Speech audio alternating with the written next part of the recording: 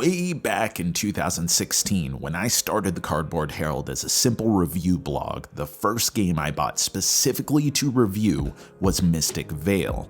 Not only was the game setting out to subvert tropes of the even then tired deck building genre, but it employed a charming gimmick which I thought would at very least make for an interesting write-up. As expected, the game with its translucent cards that were acquired and layered into your deck to craft more and more powerful cards was both interesting and gimmicky, making for a fun game, but at the time I felt it was a little too uneven. The game's push your luck spoil system, where cards can continue to be drawn but a fourth unmitigated decay symbol busts, can lead to one turn having barely anything in play, and the next is an explosive mambo combo of seeming unlimited bounty, especially when you acquire tools that circumvent the decay. The thing is, I've ditched dozens of games, even hundreds have come in and out of my possession since then, and Mystic Vale has stuck around.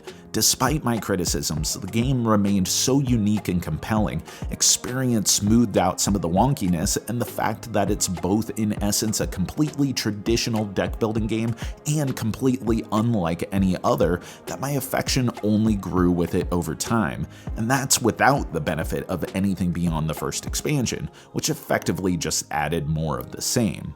Now AEG has released Mystic Vale Essential Edition, bundling together the original release and its relatively hard to find first 3 expansions, along with some very welcome quality of life upgrades, and I'm smitten.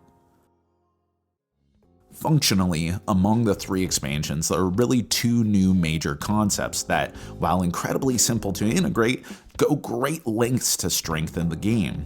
The first of which are unique amulets that replace the original spoil tokens that each player had, the sort of consolation prize for spoiling that gave players an expendable extra buck to spend when purchasing card upgrades. The new tokens act exactly the same, flipping to their charge side when you spoil, then spent for some unique benefit, further balanced by an inherent point modifier to count up at the end of the game. Cool. The second and far more impacting addition are the leaders. Like the amulets, each player gets one at setup, which can be chosen or drafted, or my personal favorite, the deal 2 pick 1 approach I use for almost all asymmetric factions and games, and the leader is slotted into an empty card sleeve in your deck, granting their boons like any other card when they show up, and can be leveled up by paying the cost to misdemeanor style flip it and reverse it. More than the amulets, these change how you play by giving context to the market, direction, a little asymmetric nudge. Your leader won't dominate all the decisions you make, but it will help cultivate your cards, making the act of deck crafting more divergent and satisfying from game to game. And speaking of game to game, the Essential Edition rounds out the package with a neoprene playmat, replacing the entire lack of board in the original release, and more importantly, an enormous frickin' pile of wood element tokens. These may seem like an egregious over-opulent inclusion, especially because elements, the resource spent on the static Vale cards that don't get incorporated into decks, don't hold over from turn to turn, so why add cash that can't be cashed?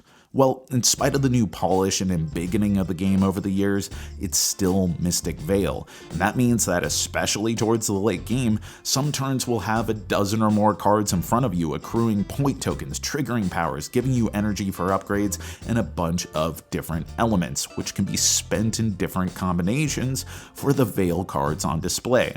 It may seem like a small thing, but with 4 different element types and 8 possible cards to purchase, the tokens are a godsend in organizing how you want to allocate resources on your turn.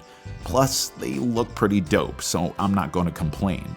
Overall, Mystic Vale Essential Edition makes good on its promise. Through it, you get the game and the upgrades that make it a more robust experience with a degree of premium upgrades to keep things organized in the box and smooth on the table. Speaking of which, all 3 expansions added new upgrade and Vale cards, and Essential Edition provides dividers for the content if you want to keep your expansions separate, and Conclave cards suggesting specific pools of upgrades for different schemes. I appreciate the thought, but that's way more setup and teardown hassle than I'd ever want for a game of this scope. I'm a mix it all together or bust sort of guy, and while some purists may scoff, that works perfectly fine for me. I concluded that 2016 review by saying that while I looked forward to playing more and hoping to wring some nuance out of it, Mystic Vale seemed more of a conceptual promise hoping for an eventual second edition release. Since then, my fondness for the game, its clever innovations, its unique strengths, and yes, its charming gimmicks has only grown. And while this new Essential Edition doesn't essentially change the game, the inclusions and additions make it a much stronger whole and a very welcome release.